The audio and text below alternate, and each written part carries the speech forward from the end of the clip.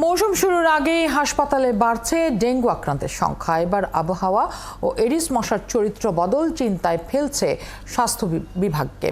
তাই আগেভাগেই তারা হাসপাতালগুলোকে প্রস্তুতি নেয়ার নির্দেশ দিয়েছে। এখন প্রতিদিন গড়ে ৩০ জন ডেঙ্গু রোগী ভর্তি হচ্ছেন সারা দেশের হাসপাতালে। ডলার মেহেদীর প্রতিবেদন।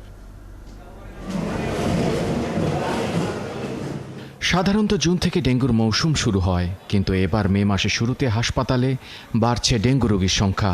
আবহাওয়া ও এডিস মশার জীবন আচরণে আমূল পরিবর্তনের শঙ্কায় স্বাস্থ্য বিভাগ। ঢাকার পাশাপাশি অন্য জেলার এডিস মশার উপস্থিতি বাড়ায় ডেঙ্গু প্রতিরোধে নানা পরিকল্পনা গ্রহণ করেছে স্বাস্থ্য অধিদপ্তর। নগদে ৫০০ টাকা বা তার বেশি পেমেন্টে পেতে পারেন ঢাকায় জমিসহ ২০ কোটি টাকার পুরস্কার। স্বাস্থ্য অধিদপ্তরের মহাপরিচালক বলছেন, ডেঙ্গু পরিস্থিতি মোকাবেলায় হাসপাতালগুলোকে প্রস্তুত করা হয়েছে।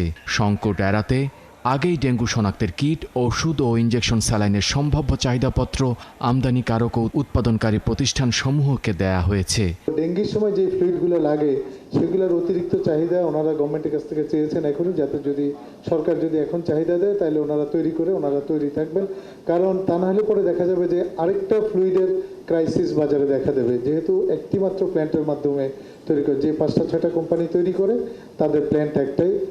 প্রায় ২.২ কোটি মানুষের শহর ঢাকাবাসীর জন্য ডেঙ্গু চিকিৎসায় ডিএনসিসি কোভিড ডেডিকেটেড হাসপাতালকে প্রস্তুত রাখা হয়েছে।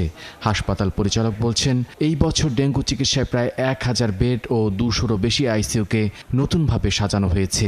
এবারই প্রথম ১ বছরের নিচে শিশুদের জন্য ডেঙ্গু চিকিৎসায় আলাদা ওয়ার্ড করা হবে। এই বছর আমরা আশা করছি যে ১ বছর বা তারও নিচে বাচ্চাদেরকেও আমরা এখানে ভর্তি করে শিশু ওয়ার্ডে চিকিৎসা দিতে সক্ষম হব, এবং আমাদের একটু দক্ষ জনবল দরকার হবে। এ ব্যাপারে আমরা যোগাযোগ অক্ষুণ্ণ রেখেছি এবং আশা করি যে আমরা পেয়ে যাব।